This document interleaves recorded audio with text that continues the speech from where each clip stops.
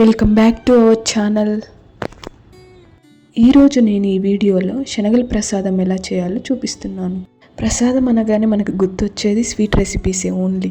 కానీ స్వీట్ ఇష్టం లేని వాళ్ళకి, హాట్ ఇష్టపడే వాళ్ళకి ఇది one of the best option.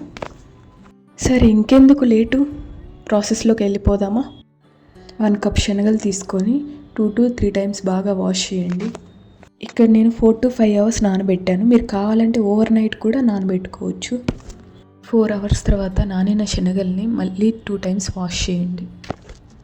ఇలా ఒక కుక్కర్ గిన్నెలోకి తీసుకొని సరిపడినన్ని నీళ్ళు తీసుకోండి. అంటే ఇవి మునిగే వరకే కాకుండా కొన్ని ఎక్స్ట్రానే వాటర్ తీసుకోవాలి. లిడ్ క్లోజ్ చేసి మీడియం ఫ్లేమ్లో 8 విజిల్స్ వచ్చే వరకు కుక్ చేయండి.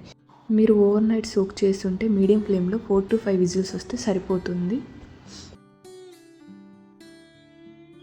కుక్ అయిన తర్వాత ఇలా ఓపెన్ చేసి చూస్తే చూడండి, ఈ విధంగా కుక్ అయితే చాలు. అందులో ఉన్న వాటర్ తీసేసి నార్మల్ వాటర్ యాడ్ చేసుకొని ఇలా వడగట్టుకుందాం. ఇలా వడగట్టుకున్న శనగల్ని పక్కన ఉంచుకోవాలి. స్టవ్ మీద వేరే ప్యాన్ పెట్టుకోండి. అందులో 3 టేబుల్ స్పూన్ ఆయిల్ యాడ్ చేయండి. అలాగే 1 టేబుల్ స్పూన్ పోపు దినుసులు యాడ్ చేయండి.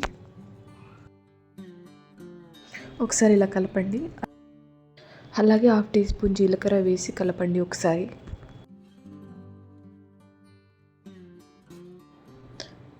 2 ఎండుమిర్చి, 1/2 టీ స్పూన్ పసుపు, అలాగే 2 రెమ్మల కరివేపాకు వేసి ఒకసారి కలపండి. పక్కన పెట్టిన శనగలు ఉన్నాయి కదా, అవి వేసి ఒకసారి బాగా కలపండి. మొత్తం కలిసేలా కలపండి ఒకసారి. మీడియం టు హై ఫ్లేమ్లోకి అడ్జస్ట్ చేసుకుంటూ ఇలా కలపండి బాగా.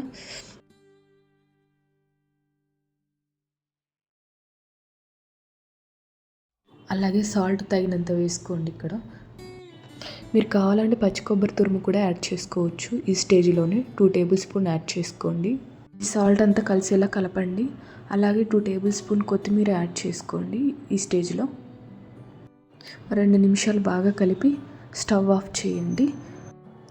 ఇది మనం ప్రసాదం లాగే కాదు, స్నాక్ లాగా కూడా ప్రిపేర్ చేసుకోవచ్చు ఈవినింగ్. ఇందులో హై ప్రోటీన్ ఉంటుంది. పిల్లలకి పెద్దలకి చాలా మంచిది. ఈ హెల్దీ రెసిపీని మీరు కూడా ట్రై చేయండి. ఎలా వచ్చిందో కామెంట్ చేయండి. Thank you for watching.